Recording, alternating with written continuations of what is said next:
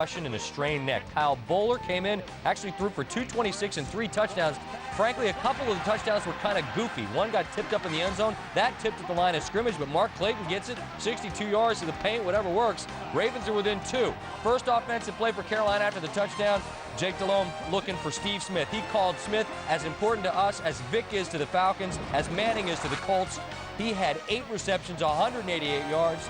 That touchdown, Panthers win by 2. Well, after losing 3 straight, everybody said the Steelers were in a must-win situation. Visiting Chiefs offered little resistance. First quarter, 7-0 Pittsburgh. Ben Roethlisberger deep to Nate Washington. Jared Page, we're not at UCLA anymore. You need to wrap 46 yards. Roethlisberger's first touchdown pass of the season. Went 16 and 19, 238, 2 touchdowns, no picks. QB rating of 154. I know a cat named Way Out Willie. Willie Parker, 8-yard touchdown. He had 109 yards. Steelers 31-0 at the half. Damon Heward, the pick. Not to Kenny Wheaton, it's Troy Polamalu. And Troy, you remember what happened to Larry Johnson with Antrell Roll last weekend? Well, the hair is part of the uniform, but Larry Johnson making the tackle there gets a penalty for that right there. Steelers throw a flag on the Chiefs, 45-7. Saving our best for last on this Sports Center, pumping up the volume from Sunday's best plays. A wild week 6, 7 games settled by 3 or less. There's going to be guys screaming. Delhomme looking long over the middle. Steve Smith there. Smith got it at the 28, 20, 15, 10, 5, and he is in for a touchdown. Man. The IR. Pump up the volume. Brought to you by Walmart's Hot Release Tuesday. With all the new movies, music, and video games, Tuesday's gonna be a big night. This week, pick up Over the Hedge.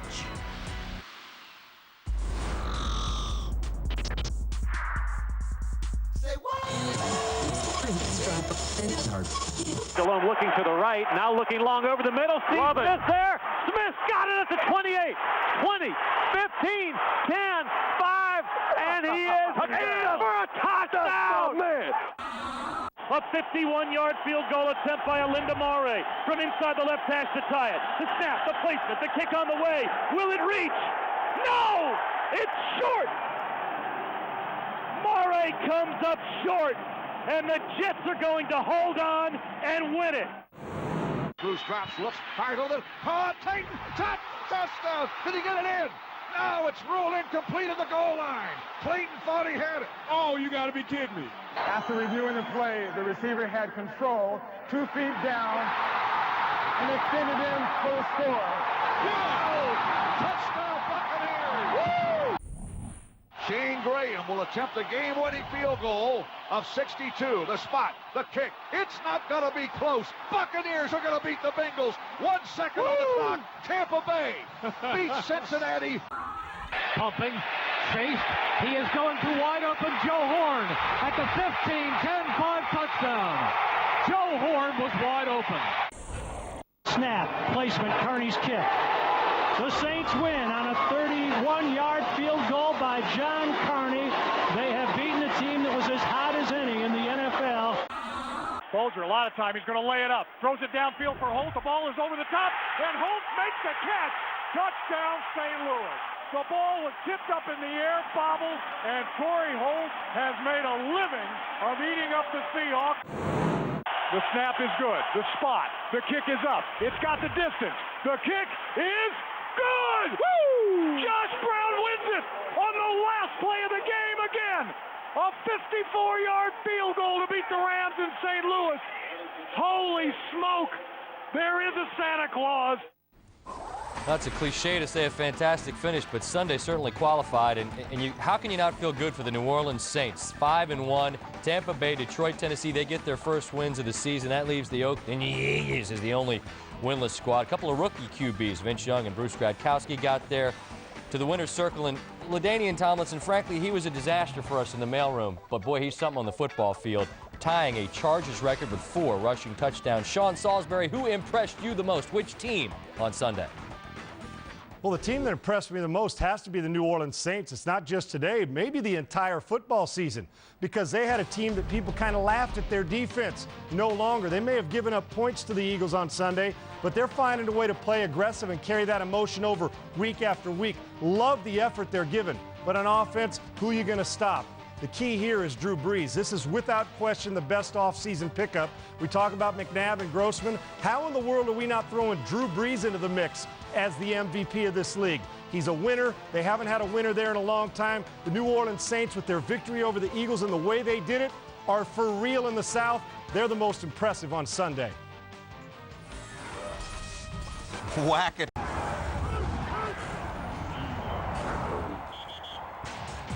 Boomer, my game ball goes to Drew Brees, and boy, how he has turned the Saints around. You look at the numbers, 27, 37, 275, and 3 touchdowns. Doesn't tell the story. 5-1 does tell the story, and that's their record. It seems like a long time that he threw a touchdown pass or even a win, but welcome back to Big Ben. Roethlisberger, 16 of 19 for 238, a pair of scores as the Steelers in a rout over the Chiefs, and perhaps for the Steelers, the start of another roll. Certainly Roethlisberger has waited a long time and everything that he has been through. So we are steamrolling towards the end of October. There are game balls, 2 signal callers. Speaking of signal callers, how about Scott Van Pelt and Neil Everett? Hot!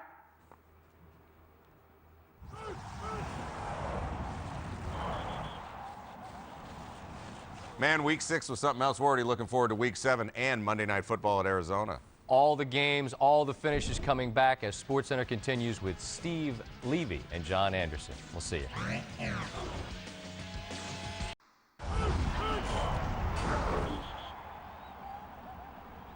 Hello, everybody, along with Tom Jackson. Welcome to the Blitz. And you know what, Tom? Some of the games, the first two we're going to show people today was stuffed with so much stuff. Why don't we call it the Blitz? Because that's kind of what they were. For example, Philadelphia Eagles off the TO Bowl 1, off a Monday night game at home. How much emotion would they have against the New Orleans Saints team, who are obviously playing a little different football, especially in the Superdome? So this was a fun game. Donovan McNabb, Eagles, who's playing better than him. Joe Warren hadn't been in the end zone this year yet until Sunday. Drew Brees to Joe Little Bighorn. He's kind of the emotional leader of the Saints. He scores a touchdown, 10-0 Saints. Dexter Wynn muffs a punt. The Saints feel they're in the end zone. You can't advance them up. His old man Ryan Moch runs into him. Yeah, and the Saints do a great job of picking the ball up, but by rule, cannot be advanced. You get possession right there. But you can do it this way. Drew Brees to Marcus Colston from Hofstra. 7-yard touchdown. Saints lead 17-3 at the half. But here comes Philly. Donovan McNabb and his new band of big play receivers to Reggie Brown. Zing! And watch him make a move right there. There are 3 Saints right there, and he's not the whoop! How about that dive across the nice soft turf? And it's a touchdown, 60 yards, 17-10. McNabb, how does he get this off, and how does L.J. Smith catch it and turn it into this play, Tom? Great job of picking the ball up. Actually was challenged, and then you could clearly see he caught the ball. So the Eagles on the drive, 1st and goal from the 3. McNabb rolling right. Says L.J., I'll float this a little softer for you. 3 yards, we're tied at 17. Seconds left in the third quarter. Breeze over the middle of the ball is tipped, and the theory is that Darwin Walker will have survival of the fittest. He's got the ball, the big guy, obviously first career pick, so the Eagles in business. McNabb, the pitch to Brown, and again, whoop! Couple of cuts. He's in the end zone, 15 yards, and he gets good blocking from, as you say, McNabb with the pitch, but then a nice block on Will Smith by McNabb. So quarterback not only throwing the ball, but throwing blocks. So in the fourth now, the Eagles are rolling, but here comes Drew Brees with time to Joe Little Bighorn. 48 yards. Second time they hook up to tie the game at 24. He was wide open, Tommy. Well, he's got the double move. Combine that with the Breeze pump. That's why the DBs bid on that. That's why you see him so wide open. Now, we're going to show you the time here. 8:26 to go in the fourth as the Saints start a drive inside their own 20. It's a pass from Breeze to Horn for 8 yards. Now, they still have the ball. Tick, tick, tick. It's 3:13 to go in 3rd and 10. Trent Cole with the sack. Philly's going to be in business, but a flag on the play. No wonder there was good pressure. Jim Johnson said, shh, don't tell anyone we have 12 guys. And so it's a flag. Next play, wouldn't you know it, 3rd and 5. Conversion. Breeze to Mark Campbell. First down. And we go all the way down to 3 seconds. They still have the ball. Audrey Meadows. Sheila McCray. Everybody watching as John Connie. It's good. Good night, everybody. 31-yard field goal, and away we go. The special teams, Saints, do it again. The Saints win it 27-24 in a game with so many twists and turns, but in the end, the New Orleans Saints have now won all 3 at home. They're 5-1 in a battle of first-place teams. It's they, not the Eagles, that keep on rolling. First of all, the Saints, yes, there's magic. We were there. Everybody's seen it. The crowd is totally behind them, and they feed off that energy. But this is a team, we saw it, Tom, that controlled the ball to win the game the last 8.5 minutes of a game. You don't do that with just emotion. Well, it's a team that has great coaching, an aggressive defense, but offensively, when you start looking at the weapons, yes, it's Joe Horn, as Boom said, the emotional leader. It's Colston on the other side, the opposite side receiver. It's Reggie Bush, an electric runner and receiver out of the backfield, and then it's the quarterback. And I think when you think about what the quarterback, Drew Brees, has been able to do for this football team, he gives them hopes of going as far as any team in this league. And Sean Payton, one of the better coaches in the game. Period. And I can see that already. Out of the gates, and he's 5-1 already. Horn getting in the end zone. He's been such a hero to the evacuees and the people of New Orleans, visiting them through the time of crisis. It was fitting that now he gets some touchdowns. I also think for the Saints, this team that had to be nomadic every week last season, now they've won 2 home games. They now have a bye, Tom. Now they have another home game. Don't they deserve a month at home just to practice and play some football and do that? By the way, their offensive line allowed no sacks against Philadelphia, who admittedly was coming in. They've been so emotional going in, but the Saints obviously have a lot more parts than people knew that they had. Congratulations, they are 5-1. That's good. Saints 5-1, and now to battle in first place in the NFC West between the Seattle Seahawks and the St. Louis Rams. Mark Bolger and the Rams plus 12 this year in turnovers because new play under Scott Linehan, the coach. Bolger to Torrey Holt, 39 yards. First play from scrimmage. So much for the new Rams, they come out firing. Seahawks blitz, but Bolger is there to hold. Torrey is so sweet with the hands. 5 straight games, touchdown, at least 1 to Torrey Holt, 7-0. Matt Hasselbeck, Deion Branch, welcome to the Seahawks from Louisville. Touchdown, 14 yards, we're tied at 7. Rams lead 14-7, they want more. Bolger, Holt, how about that? And Tom, watch the footwork. Well, that's it. Watch the big stride. Looks like up, and I'm going to tap that right foot down. Clear view for the official. Here's a big play with 19 seconds to go in the first half. Rams wanting more. It's a sack by Bryce Fisher. The Rams elect to roll off the clock. Why not? Because they're up by 14, but it could have been more. Doink, doink, and Seattle doesn't cut it in the third quarter. Josh Brown with a 34-yard field goal that hit every upright in the state of Missouri. But the tide turns when Kevin Curtis fumbled on special teams. Kevin Bentley falls on it, and this is a tough place to get the ball. Curtis has to reach back. Where? Hey! I can't get it. And so the Seahawks now in business. Matt Hasselbeck to Branch, and so remember they were down 21-7, now they're up 24-21. 3.5 to go. Bolger. And now it's Seattle fielding on defense. Lofa to Tupu. You said it in the morning show, Tom. This second-year player is so strong. Comes up with the interception. First pass dating back to last year, picked off against Bolger in 249 aerials. But trying to assault it, Maurice Morris. Fumble! Leonard Little strips. Jimmy Kennedy falls on it with great vigor. And now, Bolger. Don't tell me he's going to find Torrey Holt again. Zing! Wow! How does he do it? Like, look at this play. You know, he's got the best set of hands in football, Boom. And you look at this from any angle, it's concentration, but he's got, remember, in the studio with us, the softest hands in the game. So all of a sudden, the Seahawks were going to assault it. They trail 28-27. Minute and a half to go, Darrell Jackson, 19-yard gain. 20 seconds ago, no timeouts. It's going to be a long field goal. Oh, it's a run to Mack Strong. And chick. They want to spike the ball, but you got to set up properly. Remember, if it's a false start, 10 seconds roll off and you don't get, wait a minute, there's a flag. And then watching Scott Linehan, he says, watch it, they're gonna false start, and there's a flag, and he thinks they've won the game. But no, it's a different call. Referee is Ed Hockley, and they were right on it immediately. The game is not over. It was an illegal formation by the offense. Number 81 was not up on the line of scrimmage. That does not end the game. There is no 10-second runoff with that foul. The ball was legally snapped.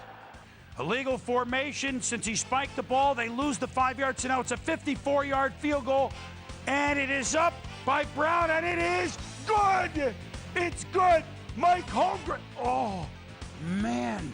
Is this what work is like every day? And what a win and what a tough defeat. A wild game. The Seahawks leap over the Rams for first place in the NFC West. The Seahawks win it by the count of 30-28. Hasselbeck threw for 268. The Seahawks had the 6 sacks. St. Louis playing very, very well. But in this instance, it was at this time exactly last year, the Seahawks were 2-2 at the time. Right. They won at St. Louis, and it started an 11-game winning streak. Now, I'm not suggesting that they're definitely going to win 11 in a row, but now you see the 3 wide-out offense with Branch. Alexander will be back in a week or two, and Julian Peterson had a couple of sacks in the second half. You're starting to see, I think the Seahawks, like last year, Tom, will be a better team at the end of the year. You caught glimpses in the second half of what I think they're going to get on a roll again. Yeah, the defense really complements the offense, and I think any win that you can get, and they're hard to get in the NFL, without the MVP of the league in your lineup, you are satisfied to walk away with that win. But I think clearly the thing that's going to be most encouraging for Coach Holmgren, I think, is Deion Branch incorporating himself into this offense, and he's only going to get better and better. And for St. Louis, they played toe-to-toe Torrey Holt. Do we marvel still at how he plays? He's unbelievable. And Bolger playing good football, but the Seahawks get the big win for first place. We told you we were stuffed with a lot on this edition of the Blitz. The Blitz is brought to you by Nike. We just can't tolerate all. It's not what we represent at the University of Miami, and it certainly will not be tolerated. Miami coach Larry Coker didn't alibi the brawl between his team and crosstown rival Florida International Saturday night. You heard that. But he gave a simple explanation for its fuse. Quote, you've got players on their team who wanted to be here. Who started it, who's to blame for escalating it, is neither here nor there as far as the schools and their conferences are concerned. Sunday, a total of 31 players suspended, 1 game each for their roles in the sideline clearing fight, and more sanctions are possible. 13 Hurricanes, 18 Golden Panthers punished, and the suspensions are not staggered, so everybody sits the next game. Both universities expressed embarrassment for the brawl that featured punching, kicking, stomping on legs, helmet swinging. It was nasty. The ACC and Sun Belt conferences issued nearly identical statements condemning the fight and saying the suspension show the type of behavior exhibited at the Orange Bowl will not be tolerated. 2 campuses separated by 9 miles, 1,000 miles difference in football history, however. 5 national titles against 5 years in D1. Canes' next game Saturday against Duke. Florida International off this week, so its players will miss the Alabama game in 2 weeks. Monday, there's a regularly scheduled meeting of the University of Miami's Board of Trustees. The fight and the direction of the football program under Coker on the agenda. All right, fun and games, having like the mighty Bengals. Marvin Lewis off their bye and visiting with the winless Buccaneers. Second quarter, Carson Palmer finds T.J. Hushmanzada. Feet inbounds, touchdown, 7-0 Bengals. Under a minute to go now. Bucs trail 13-7. 4th and 3 at the 8. Could say it's a big play. Bruce Gronkowski finds Michael Clayton, stretches the ball across the goal line and loses it. It was ruled incomplete. They review it. After the review, ruled a touchdown. Gronkowski, second straight 2-touchdown pass game. 6 seconds left. What are you going to do? Could take a shot at the end zone, or Shane Grant could take a shot at a game-winning 62-yard field goal. He was good earlier from 37 and 47, not from 62.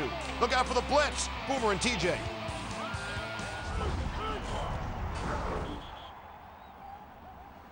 Welcome back to the Blitz, everybody. So the Pittsburgh Steelers 1-3 in big trouble playing the Chiefs, who had won a couple in a row. But Tom, what have I been saying on Sunday NFL Countdown about the Steelers? They'll be fine. Were you listening? Yes, they'll be fine. They'll be fine. Here's proof at the big ketchup bottle as the Chiefs came in to face haven't been much powerful Steelers yet. Ben Roethlisberger hadn't thrown a touchdown pass since the AFC Championship game. But Nate Washington bangs off Jared Page. Gone. 46 yards, 14-0 early Steelers. Roethlisberger, Big Ben off the schneid. Willie Parker, can he run inside? Yeah, he can. And bang, and spin, and in the end zone, Parker penned 109 yards, 2 touchdowns, 21-0 Pittsburgh. Then, Roethlisberger, shades of the playoffs. Hines Ward, wide open. Big Ben, a pair of touchdowns. How do you get that wide open? Yeah, the safety on the hash mark is Jared Page. He's got half the football field. You see the dip out by Hines Ward. When he comes back, Jared Page jumps the route underneath. You're wide open at the back of the end zone. And so the Steelers lead 28-0. Now a field goal makes it 31-0 third quarter. Damon Heward, he's played well, but doink into the hands of Troy Polamalu and the Pro Bowl safety down the sidelines, Larry Johnson. Now you can actually do this. You can tackle with the hair, but you got to let go. It's like holding onto a leg afterward. And so the Steelers, there's a scrum. Obviously, they're not happy about this at all. Yeah, and you can see, you know, the Steelers are a little feisty right now, and all of the DBs saw it, and they all reacted Give to me it. a head with hair. And the Steelers showed a lot of hair on this day as they sliced and diced the Kansas City Chiefs 45-7. They rolled up 457 yards to the Chiefs 213. And the thing you love about Bill Cowher's game plan, and yes, they were ahead today, but it's the 42 runs versus the 20 passes. That's the game plan for the Steelers. And they were aware that Cincy was struggling, and how would the Ravens do? They knew that they would have a tough time with the Carolina Panthers. Steve McNair, 4-1 Ravens, hosting the Panthers, have won 3 in a row.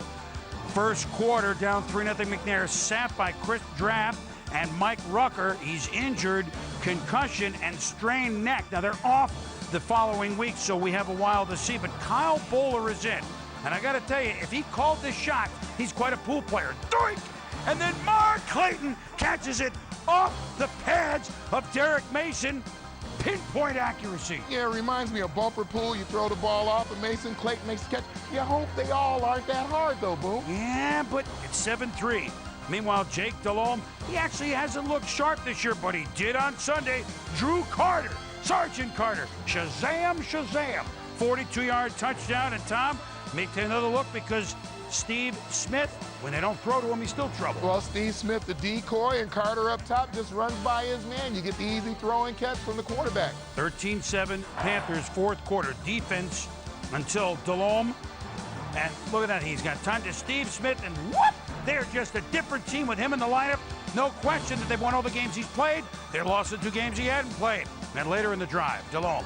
This is shades of those Giants and Bears playoff games. The flanker screen, Tom, down to the 2, sets up a KC field goal. Still a game at 16-7. Remember what we said, Kyle Bowler, dink off Mike Minter's hands and into the hands of Mark Clayton, and he's gone. 62 yards. They did it again. Yeah, Mark Clayton, another touchdown reception where somebody touched the ball between you and the quarterback. You can't plan this. He caught it in that crest. I tell you, and he caught it right in the middle of that 14-yard crest. But what happens with the score 16-14? Delhomme, plenty of time to Steve Smith.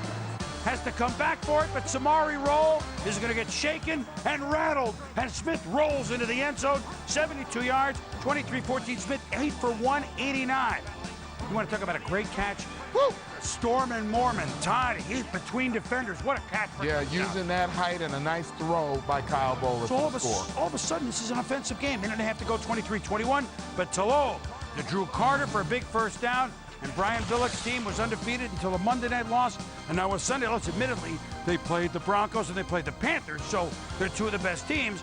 But now the Panthers and the Ravens are each 4-2. The final 23-21 when Smith, Delhomme, by the way, career high, 365. But the key, different team with Smith. And the Panthers now rolling. They have won their 4th straight game, all of them with Steve Smith. You're watching The Blitz. The Blitz is brought to you by Nike. Welcome back to SportsCenter. For the first time now, you will see and hear the men who were with Pat Tillman on his final mission in the mountains of Afghanistan. Their first-hand descriptions of Tillman's death from friendly fire. This report is based on an investigation by Mike Fish of espn.com and interviews by Outside the Lines producer Willie Weinbaum. You'll also see computer-generated imagery based on military documents and ESPN's reporting depicting these events. 5 years ago this month, President Bush ordered the invasion of Afghanistan in the wake of the attacks of 9/11. At that time, Pat Tillman was a safety for the Arizona Cardinals. 7 months later, in 2002, Tillman made national headlines, walking away from a $3.5 million contract to enlist in the Army along with his brother Kevin. They qualified for the elite Rangers and were assigned to the 75th Ranger Regiment, 2nd Battalion. Their platoon, known as the Black Sheep. There were 40 soldiers and 11 vehicles tasked with clearing villages of suspected al-Qaeda and Taliban. The events leading to Pat Tillman's death began when one of the platoon's Humvees broke down. Lieutenant David Outlaut radioed headquarters. He was ordered to split his platoon, have to continue the mission, have to move that Humvee to a pickup location. Outlaut argued against splitting his forces, but the order stood. An Afghani locally was hired to drive his Jinga, a semi-trailer, to tow the Humvee. On April 22, 2004, over the lieutenant's objections, 2 convoys headed for different destinations. To split the platoon up into 2 groups and send one this way and one that way is to make us even more combat ineffective, and so he declined this initial notion to split the platoon up into 2 groups. But it came back down the radio again, this is what you're going to do. You are going to split us up, you're going to take this group this way, you're going to send that group that way with the Humvee, figure it out. We should have never split the platoon, you know, I mean, we should have just stopped and said, hey, this isn't a good idea, we're not going to do it. Everybody just kind of went along with it, but weren't real happy with the decision. Being a Ranger in the Army, we're pretty used to stuff not going our way a lot, so obviously we didn't get too caught up on it. We kind of just took it in stride and then decided, hey, we got to do this. The first convoy with Pat Tillman was to turn left at a T intersection and pass through a narrow canyon to a small village. The second convoy with Tillman's brother Kevin was to turn right and escort the disabled Humvee. But the local Jinga driver balked, saying the intended route was impassable. So the second convoy, unbeknownst to the first, scrapped its plan and also headed left for the canyon on the same road and just minutes behind. About 2 miles down the road, we ran into what ultimately reminded me of the Valley of the Shadow of Death. Cliffs on either side were so steep that it wouldn't even allow the light in. A mountain to the left, a mountain to the right, and very steep, very high. And you know, in my head, I was just thinking, yeah, this is a perfect spot to get ambushed in. But I was just thinking that, you know, kind of like just kidding with myself. I've never in my life seen walls so high, so straight, so steep, that lead down to just this narrow roadway of gravel that was just wide enough for our Humvees to fit.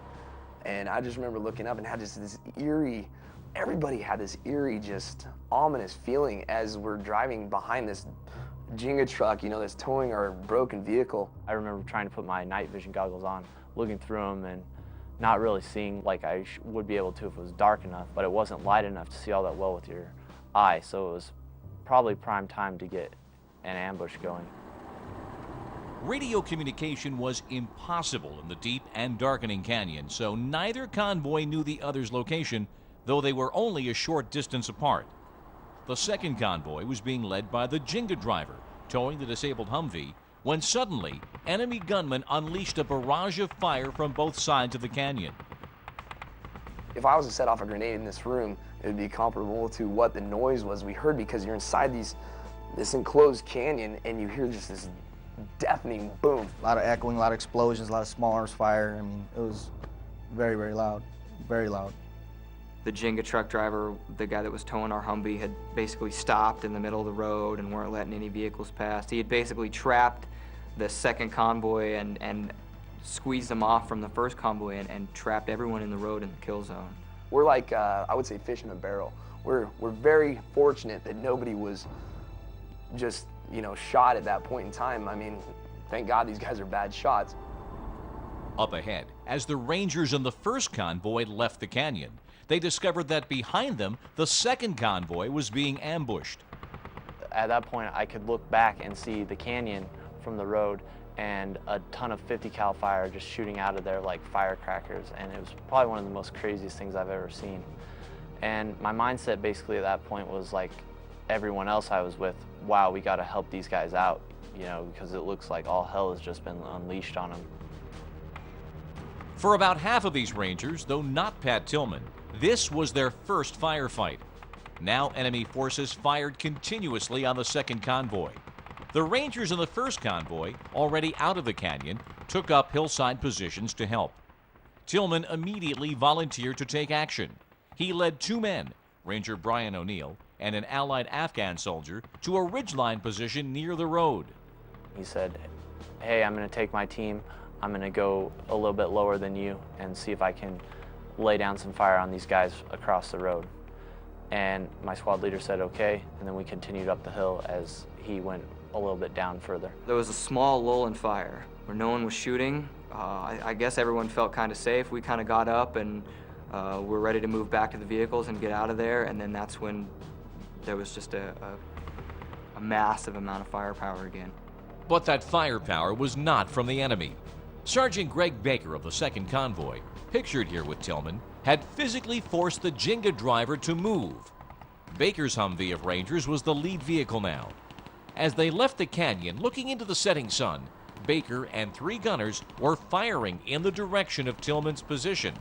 They didn't know that we were already scattered across the ridgeline and were already assaulting the enemy. So they thought they were coming around the ridgeline, basically putting firepower on an enemy position, and they were putting firepower on a friendly position. These guys have been getting shot at for 5 or 6 minutes, and then they came out and the first thing they saw was the guy with an AK. So automatically they assumed this whole side of the hill was filled with enemy.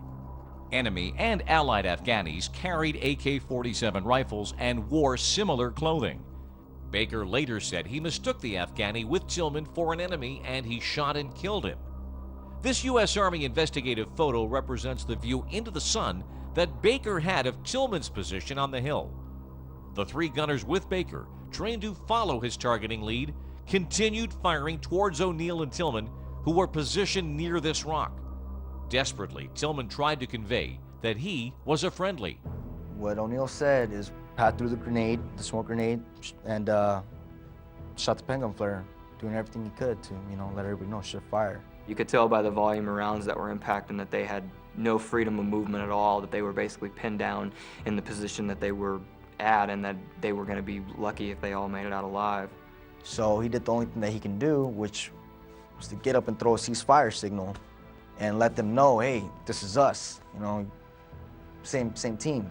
They had an Afghan guy with a AK who was standing in front of Pat at the time, and being a little panicked, I think they probably orientated their fires right on him and caught Pat in what seemed to be like he was right behind him. I didn't want to believe that the rounds that were impacting all of my good friends were coming from all of my good friends.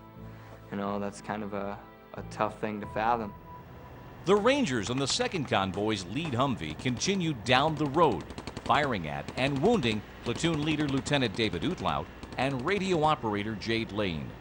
I just got hit with a pretty massive explosion that blew me onto the ground, and when I tried to pick myself up off the ground, that's when I got shot. 1 round through the knee and 1 round that hit me in the chest and actually ricocheted off my body armor and came out over by my shoulder. They shot real close to us, and we were waving our hands, and then it seemed like they saw us and they stopped. And it seemed like it happened so fast. But after that, I heard Brian O'Neill screaming at the top of his lungs, "He's dead, he's dead. Oh my God, Pat Tillman's dead." I had one of the privates from the 1st convoy come down to me and tell me that we'd taken a casualty. I asked him who it was. He whispered to me, "Pat." At that point, I asked him how bad it was. I was like, "Is he all right?" And he responded with, "No, no." I started heading up towards the mountain thinking, wow, this just doesn't seem real. And then I got up there and it was probably one of the most horrific sights I've ever seen. The Afghan guy was slumped over about 10 feet and a little bit to the left, right in front of Pat. And as I came up to Pat, it was pretty gruesome. Seeing the body, it was disheartening to see somebody who had that much life wasn't even there anymore. He had taken a few big machine gun rounds and to particular parts of his body, and some of them weren't even there.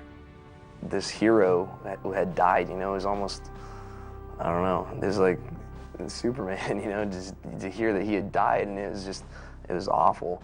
Kevin Tillman began asking me who the casualty was. Tried to ignore him a little bit, hoping maybe he'd just drop it, but he knew that something was wrong. Finally, I told him that I didn't want to be the one to tell him that it was his brother. He met me with absolute disbelief, but it began taking its toll. And the realization came to him that his brother was gone. I just remember hearing Kevin crying, and I mean, I knew that there was nothing that I can do to make the situation better for Kevin. You know, I knew that there was nothing anybody there could do to make that situation lighter for him. Also inconsolable was the ranger nearest to Pat Tillman when he was killed, Brian O'Neill. Pat Tillman had befriended him, taking the 18-year-old under his wing. And I saw him standing there covered in Pat's blood, and he was just in shock. He didn't have really an expression on his face. He didn't really speak much at all. 3 days later, the Army gathered the platoon to discuss the incident and deal with the trauma. It was at this emotional meeting that O'Neill first spoke about Tillman's last moments. Pat had taken some pretty heroic actions. He tried to divert fire from him and his private O'Neill. He said that Pat pushed him behind a rock, and that's where he stayed until the shooting was stopped. And he said the only reason why I'm here in this tent with you guys is because Pat saved my life. O'Neill also described Tillman's final, futile screams of the men shooting at him, Rangers from his own platoon. Pat got up and with his hands out was like, "It's me, it's Pat effing Tillman, it's Pat effing Tillman." And that was the last thing that O'Neill said as far as Pat's last actions. I don't know, I was just very confused. Losing one of your brothers is already hard, but losing them due to your own hands that's a whole nother thing, you know. I don't know.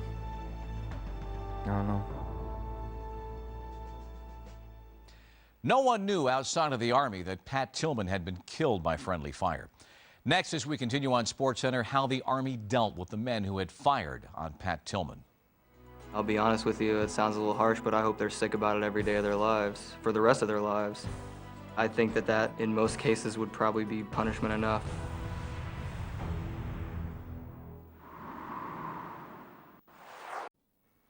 Welcome back to SportsCenter. Pat Tillman was dead from friendly fire, and 2 Rangers, including the platoon leader, were seriously wounded. An Afghani serving with the platoon was mistakenly killed, and to this day, neither the U.S. nor Afghan governments has identified him. Within days of Tillman's death, his uniform and body armor were burned by the men in his platoon who mistakenly believed they were following Army procedure to dispose of blood-soaked clothing for reasons of hygiene. Now, for some, the question persists, was there a cover-up? Numerous men from the platoon told ESPN that at their level, there was no cover-up. They also said the Army's subsequent reassignment of platoon leader David Outlaut was unfair scapegoating. As for the 4 shooters from the 2nd Convoy's lead Humvee, the men who misidentified their targets, all were reassigned out of the Rangers and back to the regular Army. I put it probably more on circumstance than I do on actual people. But at the same time, you know, I don't want to let those guys off completely because they made a mistake and they didn't identify their target. I'll be honest with you, it sounds a little harsh, but I hope they're sick about it every day of their lives, for the rest of their lives. You know, I mean, I think that in most cases would probably be punishment enough.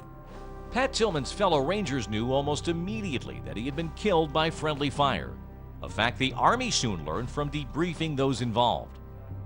Still, 11 days after the tragedy, just 1 hour before Tillman's memorial service, his friend and eulogist Steve White was personally told by an Army representative Tillman was killed by enemy fire, and that explanation was reiterated at Tillman's service.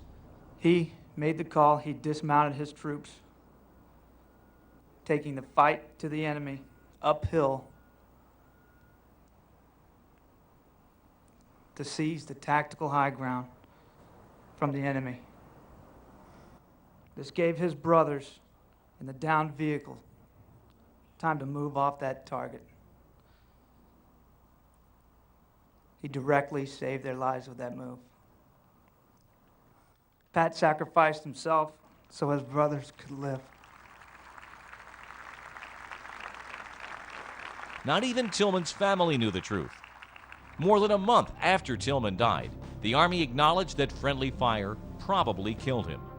I don't think that the American public should think that, you know, the people on the ground really tried to cover this whole thing up, because we really had nothing to do with what was going on after Pat was killed. Everybody who was in the platoon, there was no conspiracy. It was a horrific event that happened. There was no pulling it back. We were upset.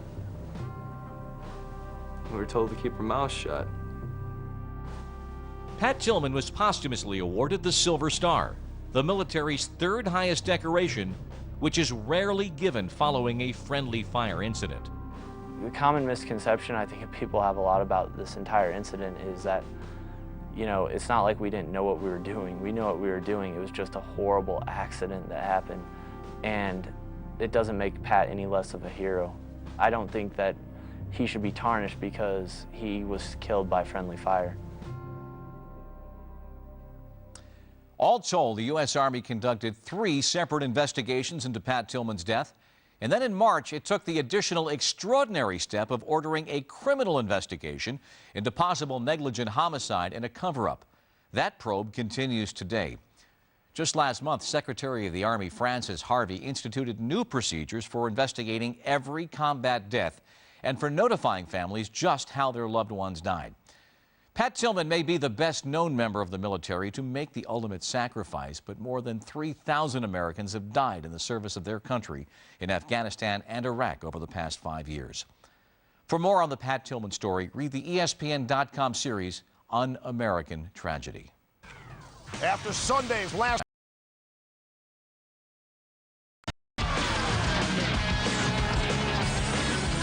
SportsCenter on your TV. Baseball was not. Steve Levy, John Anderson. Cardinals and Mets still even at 2 games apiece in the NLCS.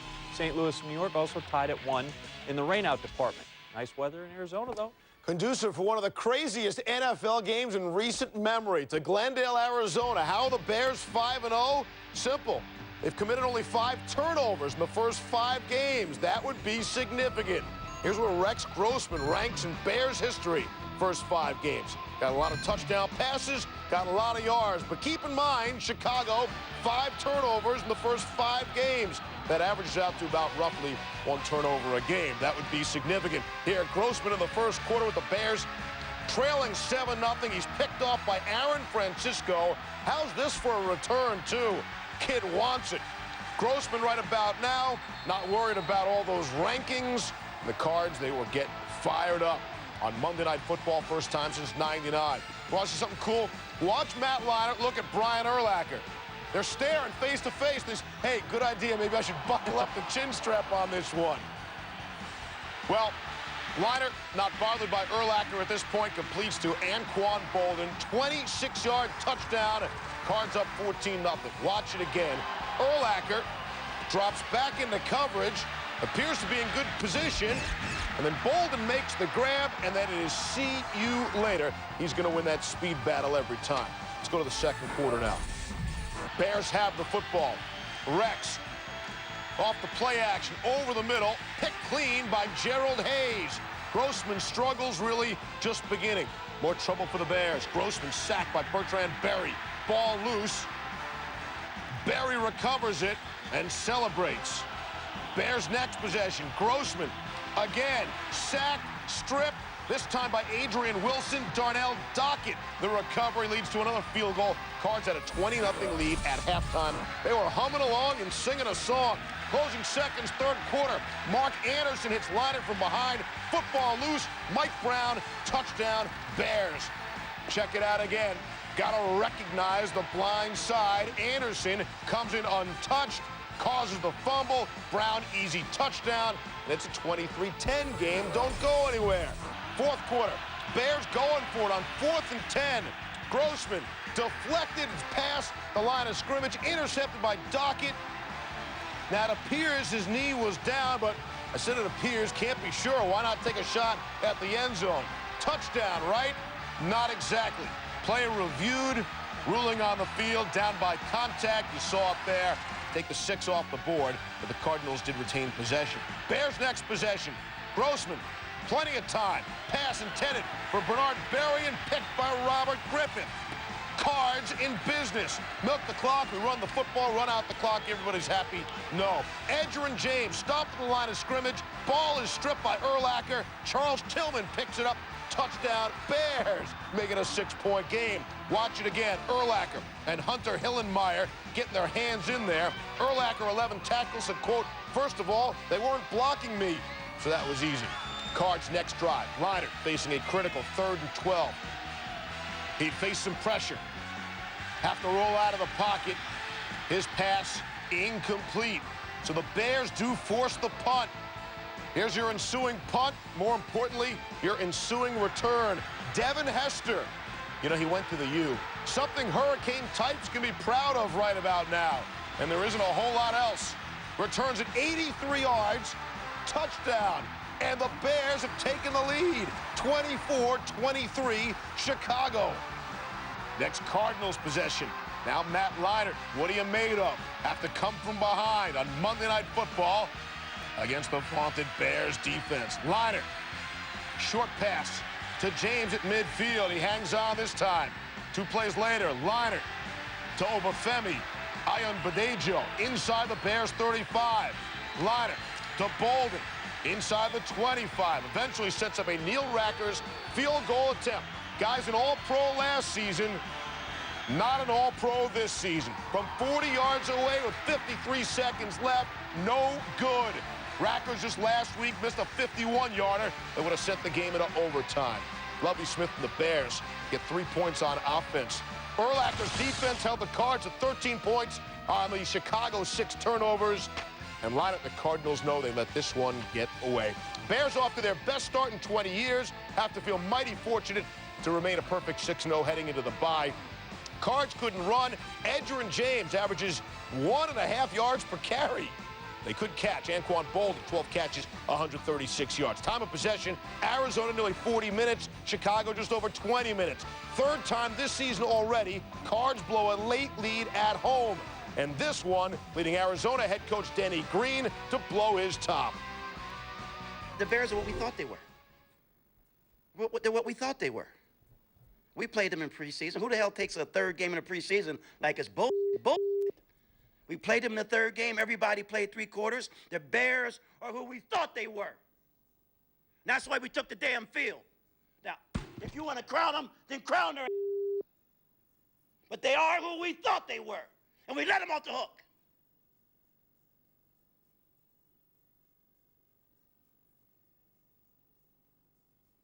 Before, I felt like I was ready to go. I caught a little ground, toe came around the ball.